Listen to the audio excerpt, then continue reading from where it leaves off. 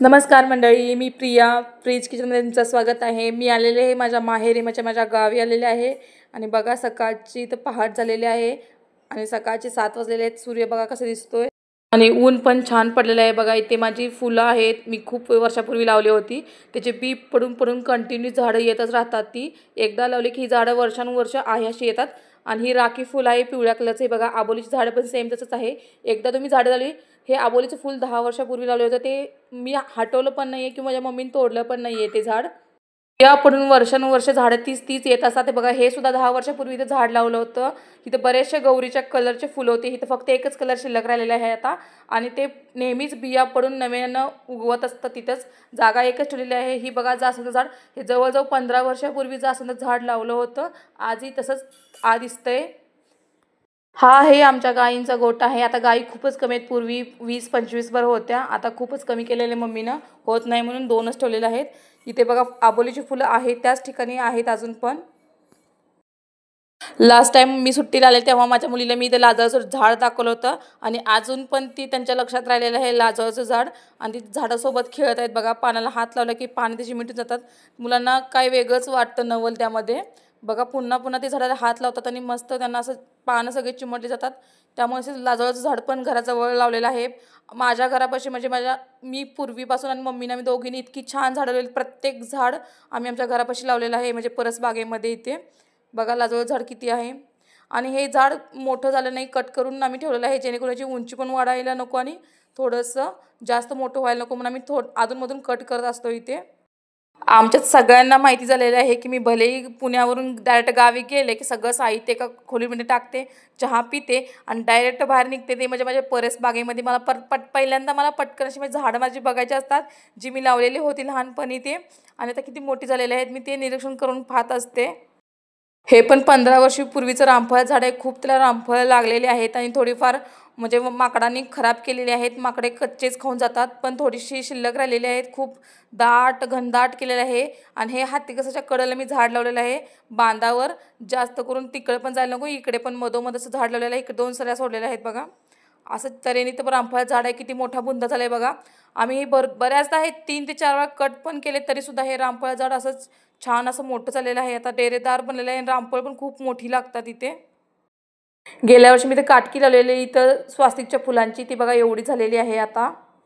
विकतचा आंबा होता, याची कुई पुरली होती आणि हा एकदम असं झपाट्यानं वाढला आहे। कमीत कमी 5 वर्ष सुद्धा झाले नाही त्या झाडाला, पण ह्याला पटकन आंबे लागलेत। हे बघा गंजी आहे इथं वैरणीची, अशी आम्ही वैरण गावी साठवून ठेवत असतो पावसाळ्यामध्ये उपयोगाला पडण्यासाठी।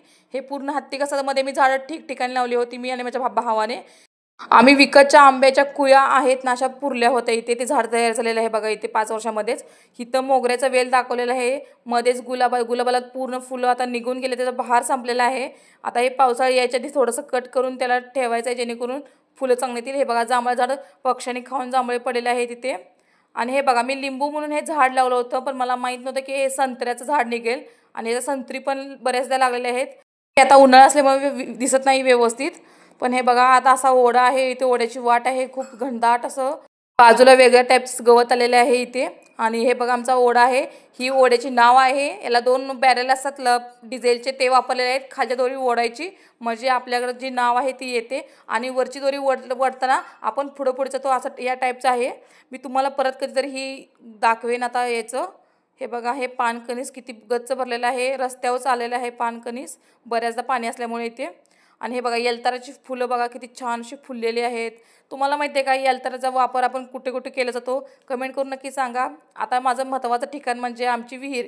विहिरीमध्ये पाणी बऱ्यापैकी आहे, अजून भरलेलं नाही आहे, पण जेव्हाही पावसाळ्यामध्ये विहीर आहे ना, पाणी बाहेर मनाने निघत असतं इथं ओढ्याकडे जवळ असल्यामुळे। आणि विहिरीमध्ये खूप असे मोठे मोठे मासे आहेत, 4-4, 5-5 किलोचे मासे आहेत त्यामध्ये, पण आता कुठे दिसेना झालेले आहेत। मी शोधण्याचा प्रयत्न करते, पण मासे कुठे दिसत नाही आहेत। आणि ॲक्च्युली माशांचा कलर आणि ते पाण्याचा कलर एवढा मॅच होतो ना की आपल्याला समजत पण नाही मासे कुठे आहेत बघा। आणि अशा ठिकठिकाणी आम्ही पाईपलाईन करून प्रत्येक शेतामध्ये पाणी नेलेलं आहे बघा। इथे मासे दिसलेले आहेत, मला दिसला तुम्हाला मासा इथे? हां, एवढा मोठा मासा आहे इथे आणि त्याचा कलर मॅच झालेला आहे विहिरीच्या दगडांसारखाच, त्यामुळे तो दिसत पण नाही आहे बघा। पोहताना तुम्हाला मी मासे दाखवत आहे, दिसतोय का माहिती नाही, जरा झूम केलेला आहे पण ते खूपच ब्लर दिसत आहे इथे। आणि अशा तऱ्हेनं इथं बघा, पहिला मी लहानपणी सगळे पोहायलाच तेव्हा हा पालापाचोळा कचरा जो आहे ना तो गोळा करून मी साईडला विहिरीमधून बाहेर काढत होतो. आता कोणीच सगळे भाऊ बहीण शिकण्यासाठी बाहेर गेलेले आहेत, सर्व्हिसला कोण कोण बाहेर गेले, कोणाचे कोण लग्न झालेले आहेत, त्यामुळेच इथं कोण जास्त येत नाही आता. त्यामुळे विहिरीमध्ये भरपूर असा कचरा आहे इथे. म्हणतात ना मुलं मोठी झाली की बाहेर निघून जातात, त्यामुळे गावाकडे असं राहतं बघा इथे. आणि इथं मासं पण तुम्हाला मी दाखवलेलं आहेत पाण्यामध्ये. आणि विहिरीतला कचरा बघून असं मला वाटत होतं की खूपच घाण झालेले आहे इथं. हे बघा मासा कसा पवत आहे. हा एकच दिसलेला आहे जो उन्हामध्ये आलेला आहे. आणि असे भरपूर असे मासे आहेत त्यांना. आणि या माशांची विशेषता म्हणजे याला मिशा आहेत आणि खूप मोठे आहेत, त्याला खूप असे काटे मोठे मोठे आहेत ह्या माशाला. त्यामुळे आता बरेच जण यामध्ये पोहायचे कमी आलेले आहेत, कारण ते मासे चावतात असं सगळे मला सांगत होते की विहिरीमध्ये जे मासे आले ते चावतात म्हणून. चला आता आपण जाऊया नारळ झाडाकडे. हे बघा, हे 10 वर्षापूर्वी नारळ पुरला होता, त्याचं झाड तयार केलेलं आहे इथे. आणि भरपूर नारळ आलेले आहेत. आणि हे लहानपणीचं गवत आहे. याला म्हातारीचं झाड पण असं म्हणतात, कारण ह्याला फुंकर मालिकेच्या म्हाताऱ्या सगळ्या उडून जात असतात. हे बघा, आबोलीची फुलं इतकी गच्च भरलेली आहेत ना. लहानपणी आमच्या बहिणीची भांडणं लागायची की मला फुलांचा गजरा करायचा, मला जास्त फुलं का तुला जास्त फुलं. पण आता इथं सगळी झाडे बघितली तर फुलांनी गच्च भरलेले आहेत. बहिणींची पण लग्न झालेले आहेत आणि त्यामुळे इथं कोणीच नाही आहे. तर मी आपल्या नेहमीप्रमाणे बकेट घेतलेला आहे. पहिलं आमच्या चढाओढ लागायची कुणाचं बकेट लवकर भरतं, एवढी फुलं निघायची आमची, मोगऱ्याची असो किंवा आबोलीची असू दे. आता मी फुलं तोडलेली आहेत बघा, इथे गजरा करायला बसलेले आहे. 2 दोरे घेतलेले आहेत. लहानपणी शिकलेल्या गोष्टी आपण कधीच विसरत नाही, भले तुम्ही कुठेही जगाच्या पाठीवर जावा. आता हा लहानपणी मी गजरा करायला जो शिकले होते ते माझ्या अजून लक्षात राहिलेलं आहे. आणि मी नेहमीप्रमाणे गजरा करत आहे बघा. आबोलीची फुलंचा गजरा खूप छान होतो आणि बऱ्याचदा 2 ते 3 दिवस सुकत पण नाही किंवा तो वाळत पण नाही आहे बघा. किती छान गजरा केलेला आहे. आणि दोऱ्यामध्ये मस्त अशी फुलं वळून घेतलेले आहेत मी. आणि व्यवस्थित असं समानांतर ठेवून इतकी छान गजरा तयार होतो ना फुलांचा की विचारू नका. तुम्हाला शिकायचं असेल तर कमेंट करून नक्की सांगा, मी जरूर याच्यावर एक व्हिडिओ टाकेन. लहानपणी आम्ही गजरे करून सगळ्यांना, मम्मीला, काकीला सगळ्यांना गजरे वाटत फिरत होतो. कारण आता काकीला आणि मम्मीला टाईम पण नसतं गजरं करायला, त्या दोघींना सुद्धा. त्याची फुलाची झाडं लावली होती, पण आता हळूहळू ते काळाने तिला संगोपन न केल्यामुळे झाडं जळून गेलेली आहेत किंवा खराब झालेली आहेत. प्रॅक्टिस असेल ना तर आबोलीचा गजरा अगदी 5 मिनिटांमध्ये तुम्ही खूप मोठा गजरा करू शकता, फक्त प्रॅक्टिस पाहिजे. आणि मी जरा हळूवारपणे करत आहे जेणेकरून तुम्हाला दिसावं. बघा, एका हातामध्ये चिमटीमध्ये 2 फुलं घ्यायची आहेत. तुम्ही 3-3 पण घालू शकता, 4-4 पण. पण त्यानं काय होतं, जास्त असं गजपच दिसतो, त्यामुळे 2-2 फुलं हे व्यवस्थित फुलं दिसतात आणि गजरा पण खूप छान दिसतो.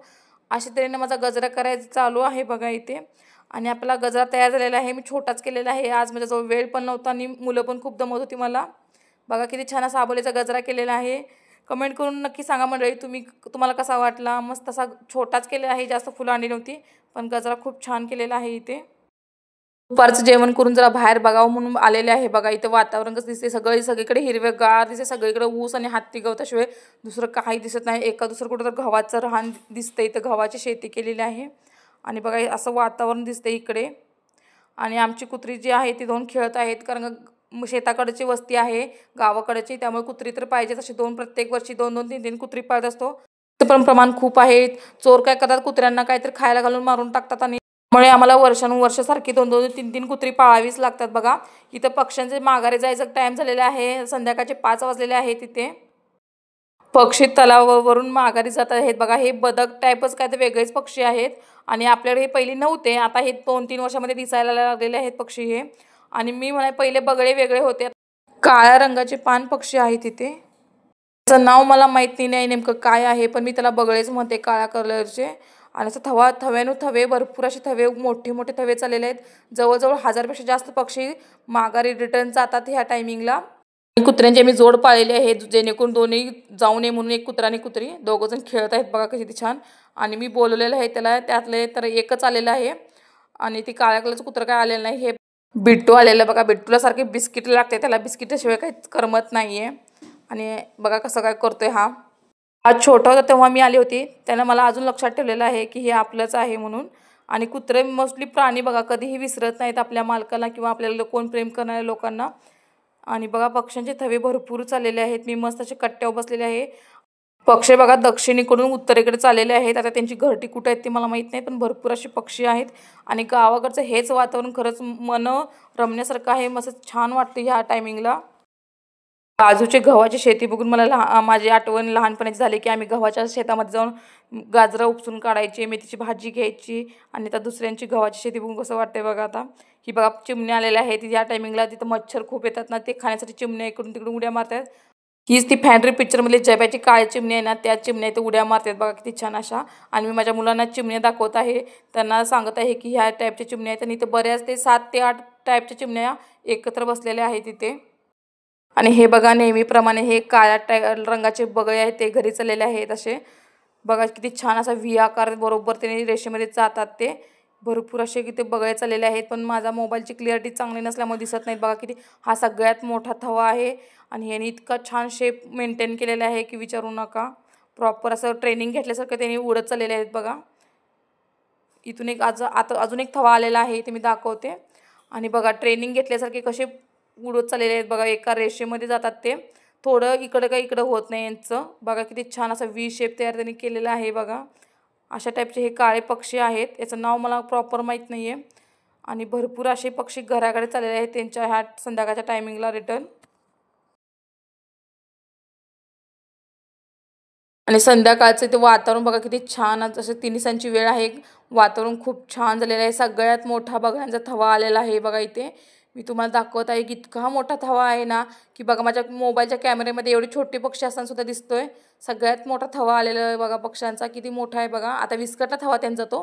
पण खूप मोठा थवा आलेला आहे. जवळजवळ यामध्ये 800 ते 900 पक्षी असतील एवढा मोठा थवा आहे आणि कॅमेऱ्यामध्ये बसलेला नाही आहे. हे बघा आता हे कावळे रिटर्न चाललेले आहेत. आधी बगळे गेलेले आहेत, आता हे कावळे चाललेले आहेत रिटर्न. बगळा खूप वरनं जात असतो आणि कावळा हा मिडलला जात असतो. कावळे गेलेले आहेत. त्यानंतर हा पांढऱ्या बगळ्यांचा थवा चाललेला आहे बघा इथे. पहाटेच्या पहाटे मायाका देवीला गेलो होतो काकड आरतीसाठी. तिथं देवाचं दर्शन घेतलेलं आहे बघा. धुकं कसं पडलेलं आहे बघा इथे. आणि हे धुकं नाही धुरकं आहे, कारण ह्या टायमिंगला सगळी यात्रा असल्यामुळे सगळे चुली चालू आहेत. चुलीवर स्वयंपाक करतात, त्यामुळे हा धूर आणि धुकं एकत्र येऊन धुरकं तयार झालेलं आहे बघा इथे. आणि मायका चिंचणीचं दर्शन घेऊन आल्यानंतर आम्ही इथे बिरोबाचं दर्शन घ्यायला डोंगरावर आलेले बघा. वातावरण कसं झालेलं आहे इथे. आता सुट्टी संपलेली आहे. आता परत आणि आपल्या कामावर रिटर्न जायचं आहे. इथे बघा ते महाराजांचा पुतळा छान असा पद्धतीने सजवलेला आहे, कारण का जयंती आत्ताच होऊन गेली इथे. आणि त्यानंतर आपण